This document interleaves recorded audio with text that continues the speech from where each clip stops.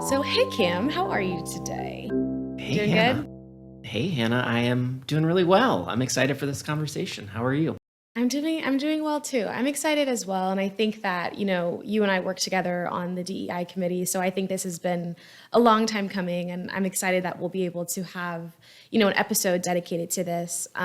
April is Celebrate Diversity Month, it was first initiated actually back in 2004, to recognize and honor diversity that's surrounding us every day. And with April just a few days away, there's really no better time to sit down and talk about, what DEI is and what we're doing here at Hodges, to boost our efforts in a meaningful and authentic way.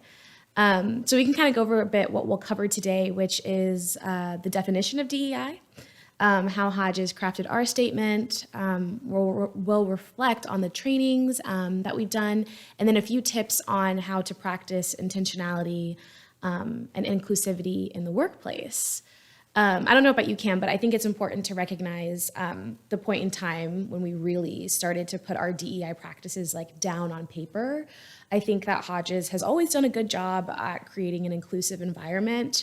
But back in June 2020, when George Floyd was brutally murdered, I think that woke up a lot of companies to rethink the way that they thought about DEI, and the way they talked about DEI and how they incorporated it into their everyday strategies.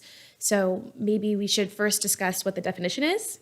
Do you want to take D, I guess, diversity, and then we can kind of popcorn it back and Yeah, forth? yeah, I love that. And you're exactly right, Hannah. And I'm really looking forward to this conversation with you. So let's jump in, like you said, and start talking about DEI. Diversity is just looking at the different attributes of everyone in your organization and appreciating those differences that we all bring to the table and perspectives that make organizations work, especially in public relations, stronger. So that's everything from gender, sexual orientation, race, veteran status, and just all of our wonderful, beautiful differences. Yeah, I think, diversity for me, whenever I think about it in the way of who's at the table, like what do they like, who is invited to the table, and recognizing, like you said, those differences. And then we have the E, which is equity, and that's all about promoting justice and fairness. So you can have those different people at the table, which is diversity, but then how are you ensuring that those people are treated fairly, and that the issues that they're coming to you with are dealt with, and that it's an inclusive space for people, so that things are fair. So although you can have differences, if you don't have equity, it's DEI is impossible, because that is such an important part, especially when we're thinking about institutions or systems, and how a lot of those institutions and systems have historically been organized against minorities. And so that equity piece is important to think about. Okay, who's at the table and how are those people at the table being treated? Yep, exactly. I mean, maybe a quick example. I lead our Richmond PR Foundation, and last year we launched a scholarship specifically for BIPOC students because we know that there's a lack of diversity, especially in PR agencies of PR of color. So wanted to create a scholarship program specifically for students of color, and to show them that, we want them in the PR industry, and we value them. So that's just kind of a quick example of how one organization has approached equity. And then I'm taking inclusion, and that's just creating a environment where people are comfortable sharing their thoughts, comfortable being vulnerable. And it takes a lot of work and I think intentionality in creating inclusive spaces, especially around DEI work. It's never done. I think when you start, it's just everyone says it's a journey, and that's the truth, because we're always learning, and we're always working to do better. So we'll get some things wrong, we'll get some things right, and we'll just kind of build on those, build on that. Yeah, I read something recently that was talking about DEI and how a lot of companies are actually adding a B at the end of that, so DEIB, and that B stands for belonging. And so we don't often think, I think inclusion and belonging sometimes sound similar, but it's one thing to be welcomed, and there's another thing to feel like you belong. And so I think that that's something else that at Hodges we really work to do, and I think a lot of people are working to do of inviting different people to the table, right? Making sure those people are treated fairly and in an equitable way, ensuring that they feel welcomed, that, there is a comfortable space for them and a safe space for them to work, but then also that they feel a sense of belonging in your company, in your space. I think that's a really integral part, and I think it's something that's often missing in that definition. So I think that, moving forward, that's something I always think about is like, okay, are we really, incorporating belonging into what we're doing as well? Because it's just as important. I really think that when we started relooking at our DEI strategy, I think it really started with the committee. Cam, you want to talk a little bit about the thought behind that, the DEI committee, and who's brought to that table, and then how we kind of worked through the statement and how we wanted to create the DEI statement. Yeah. So earlier, you were talking about how we had been doing this work informally, and that was exactly right. We had invited some trainers in, but then after the killing of George Floyd, and then being in the pandemic and being apart from one another and working virtually, we really just knew that having these conversations about DEI and doing this work was more important than ever, and we really needed to put some things down on paper to kind of track that work. So a lot of our first work was really forming this committee, and I think that's important for any organization that, DE and I shouldn't live with just one or two people. It should be across an organization, and there should be buy-in from everyone. So we had everyone kind of raise their hands to see who would be interested, and invited a large group of people to the table to have these conversations, and really started kind of talking about what DEI, what we wanted it to be at Hodges. And I think it was great that John and Josh, our leaders, really gave us the runway to say, like, you all, can come up with some approaches and ideas, and we support this 100%. So the committee started talking and really started kind of fleshing out what we wanted DEI programs to look like.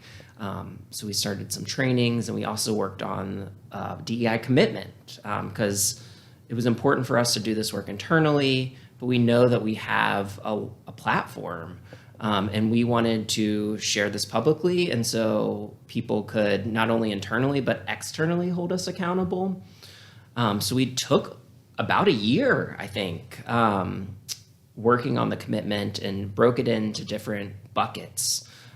We wanted it to be something that was true to us and something that we could accomplish as a 17-person agency, and got a lot of feedback from the team, which is, I think, was great, and also one of the reasons it took a little while.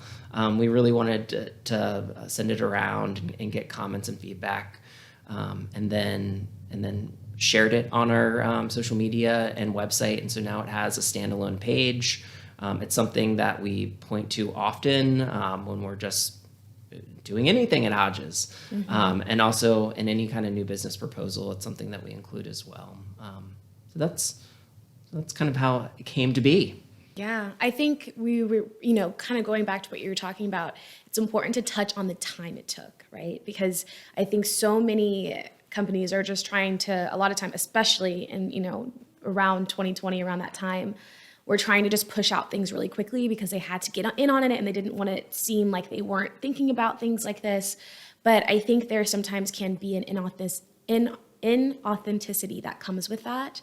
And I think that, any good, meaningful statement or commitment, it's going to take time, because you have to, like you said, share it with the right people, get the feedback from the right people, really think long and hard about what is possible, because you don't want to create something that's impossible to accomplish, thinking about the size of your company and things like that. I think at Hodges we have a pretty good sized team where we're big enough to create some really powerful commitments.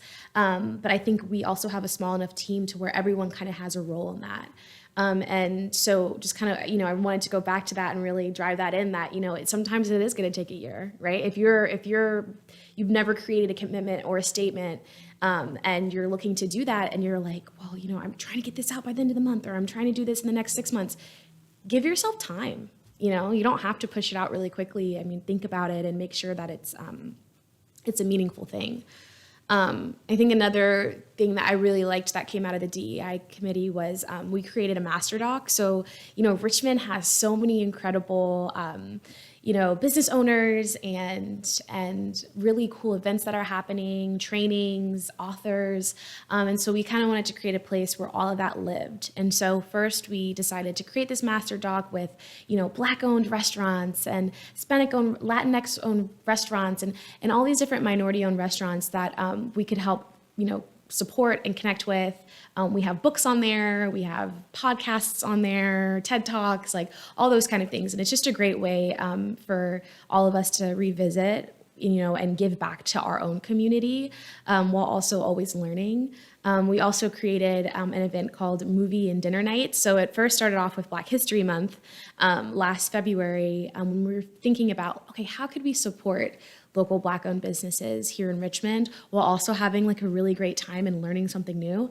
And so we pulled together this idea, and basically we had a list of recommended, Black movies about Black joy. It was all about, the theme was around Black joy, because a lot of times I think, the stories that are about Black people in America are often wrought with trauma and pain and sadness.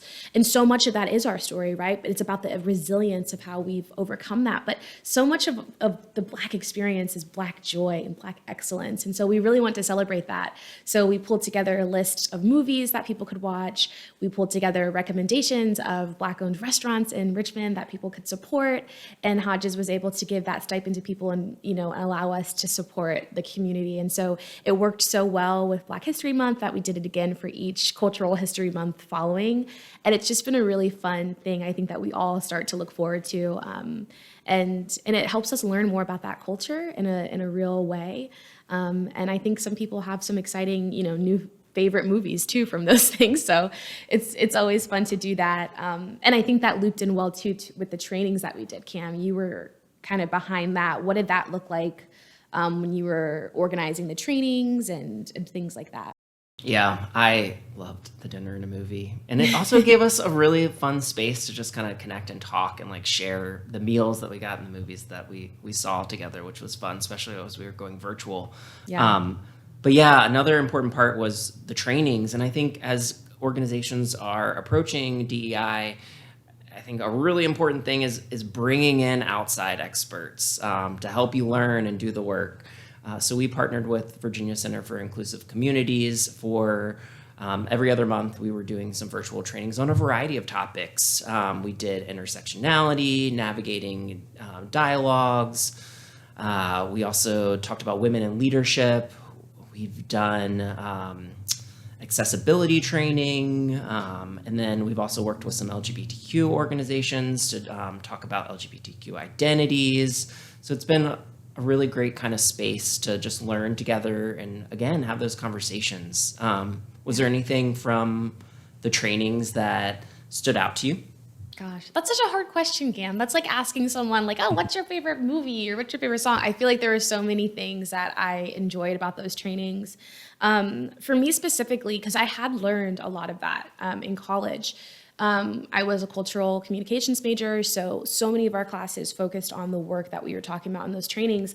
But I think what was interesting for me was realizing that this was some people's first time ever hearing these things.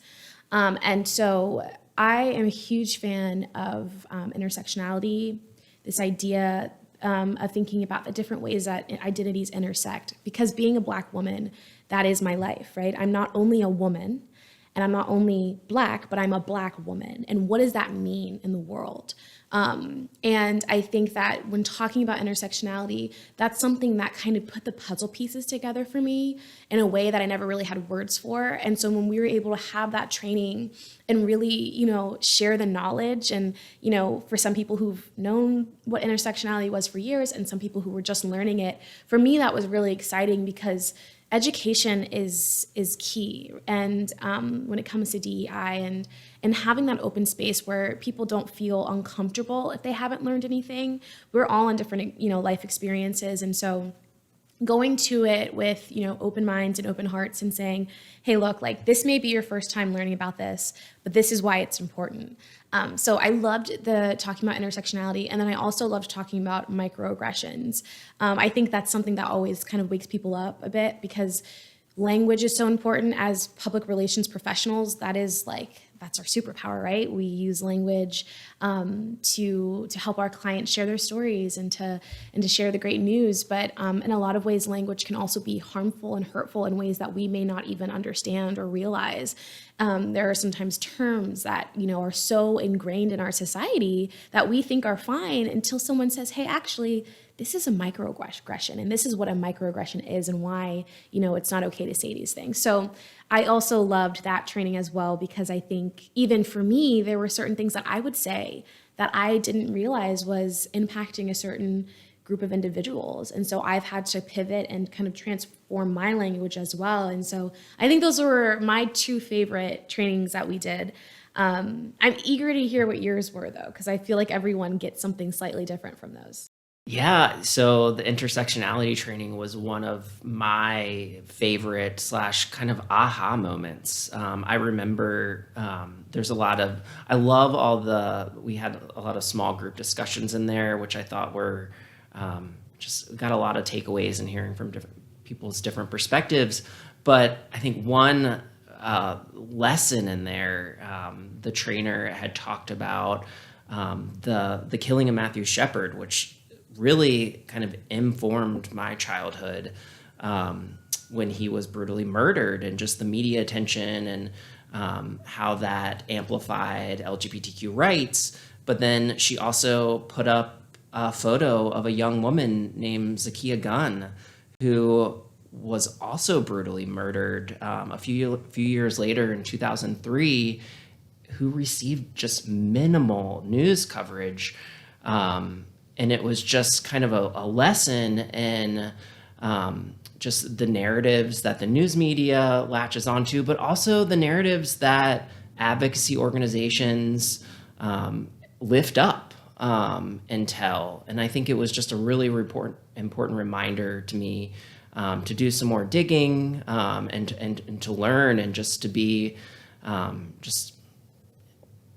it was an eye opener for me, and just about the stories that we tell.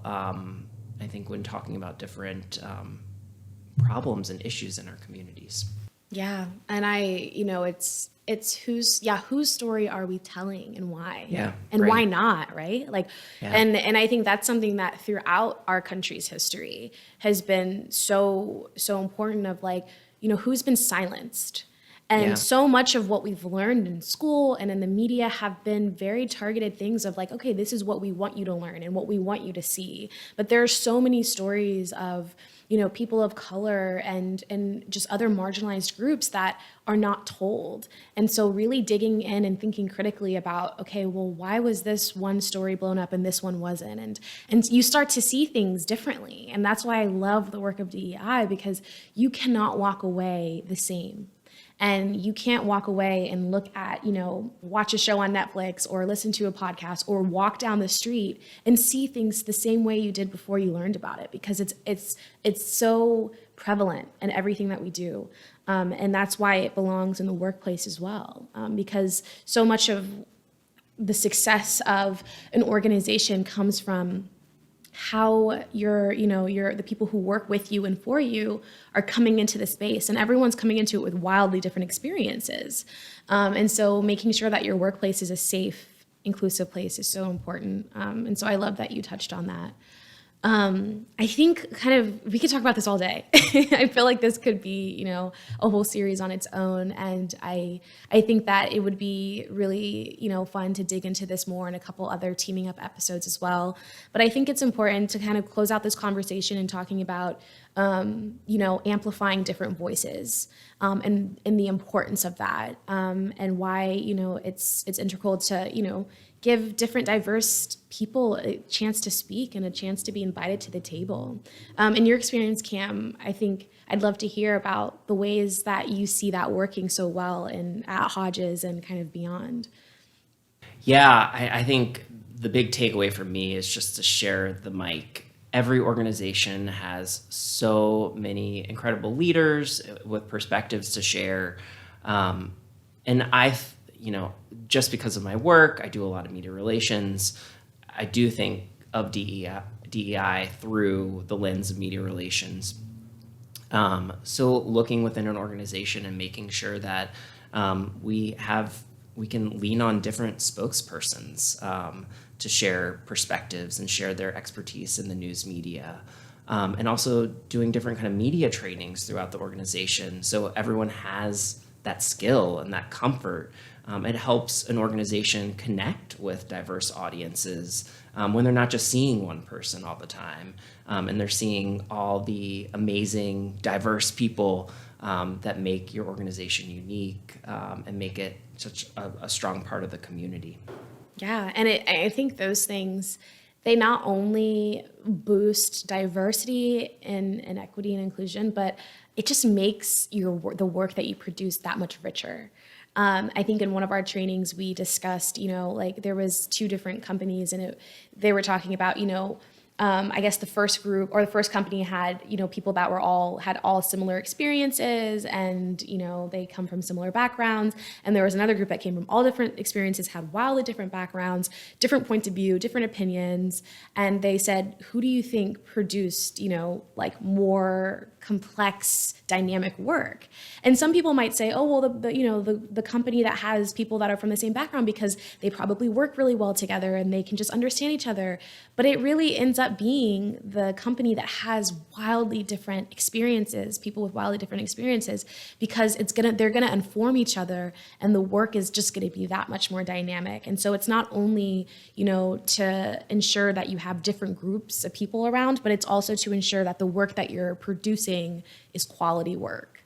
And so I think that's what excites me the most about all of this, is that it always comes full circle. And I think everything we talked about today, from, the master doc and fun activities that we're doing for, our DEI committee, to the statement, to ensuring that we're giving inclusive practices, all of those are important and they all inform each other. And so I think that's something that just people should keep in mind when they're thinking about their own DEI strategies. Absolutely. It makes us stronger. It does. And I'm excited to see what 2022 is going to be in store. I feel like with just the work we're doing on the committee and all the new ideas that we're coming up with, I think that there's going to be some great things happening. So hopefully in our next teaming up episode, if we end up having one, that we can talk about all the other new things that we've learned. And like you said, this is a process that continuously goes on, and you're never really done learning. So I'm so honored to learn from you, Cam. And this conversation just makes me really happy, because this is the thing I'm passionate about. So thank you so much for joining me today. Oh, thank you so much for having this conversation with me today. Great. Well, have a great day, Cam. We'll talk soon. Bye-bye.